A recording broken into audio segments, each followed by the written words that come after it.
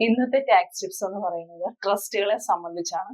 അതിൽ വളരെ പ്രധാനപ്പെട്ട ഒരു വിഷയമാണ് ട്രസ്റ്റുകളും അതിന്റെ നികുതി വിഷയങ്ങളും.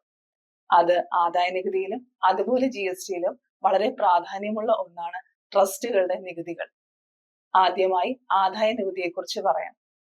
വളരെയധികം തെറ്റിദ്ധരിക്കപ്പെടുന്ന ഒരു വിഷയമാണ് ട്രസ്റ്റുകൾ. ട്രസ്റ്റുകൾ സ്വമേധയാ ഒരിക്കലും ആദായ നികുതിയിൽ നിന്നും ഒഴിവാക്കപ്പെടുന്നില്ല. അത് ഒഴിവാക്കപ്പെടണമെങ്കിൽ നികുതി ഇളവ് ലഭിക്കണമെങ്കിൽ ആദായ നികുതി വകുപ്പ് പ്രകാരം സെക്ഷൻ 12AA രജിസ്ട്രേഷൻ നിർബന്ധമായും എടുത്തിരിക്കണം. സെക്ഷൻ 12AA രജിസ്ട്രേഷൻ ലഭ്യമാണെങ്കിൽ ആ ട്രസ്റ്റ് ഒരു രജിസ്റ്റേർഡ് ട്രസ്റ്റ് ആയിരിക്കണം. ഇത്രയും മനസ്സിലാക്കിയിരിക്കുക. 12AA രജിസ്ട്രേഷനുള്ള ട്രസ്റ്റുകൾക്ക് മാത്രമാണ് ആദായ നികുതിയിൽ എക്സംഷൻ ലഭിക്കുക.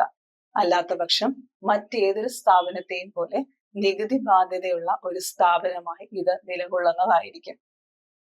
രജിസ്റ്റേർഡ് അല്ലാത്ത ട്രസ്റ്റുകളെ സംബന്ധിച്ചിടത്തോളം 12AA രജിസ്ട്രേഷൻ അല്ലാത്ത പക്ഷം മുകളിൽ പറഞ്ഞ നിയമപ്രകാരം രജിസ്ട്രേഷൻ നടത്തിയിട്ടില്ലാത്ത ട്രസ്റ്റ് ആണെങ്കിൽ അതിന്റെ നിയമബാധ്യത സാധാ ബാധ്യതയേക്കാൾ അധികമായി MMR മാർജിനൽ മാക്സിമം റേറ്റ് എന്ന കൂടിയ നിരക്കായ 30% അധിക ബാധ്യത കൂടെ ഇത്തരം ട്രസ്റ്റുകൾക്ക് ഉണ്ട് എന്ന കാര്യം കൂടി എല്ലാവരും മനസ്സിലാക്കിയിരിക്കണം.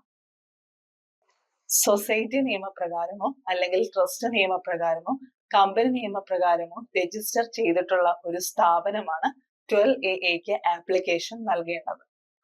12AA രജിസ്ട്രേഷൻ എപ്പോൾ എങ്ങനെയാണ് ആർക്കൊക്കെയാണ് ലഭ്യമാകുക എന്നും എന്തൊക്കെ കണ്ടീഷനുകളാണ് ട്രസ്റ്റ് ഡീഡിൽ ഉൾപ്പെടുത്തേണ്ടതെന്നും രജിസ്ട്രേഷൻ നഷ്ടമാകാനുള്ള സാധ്യതകൾ എന്തൊക്കെയാണെന്നും എക്സംഷൻ ലഭിക്കുന്നതിനുള്ള കണ്ടീഷനുകളെ കുറിച്ചുമുള്ള ഓരോ വിഷയങ്ങളെ കുറിച്ചും വ്യത്യസ്തമായ വീഡിയോകൾ ഞങ്ങളുടെ ചാനലിൽ ലഭ്യമാകുന്നതാണ്.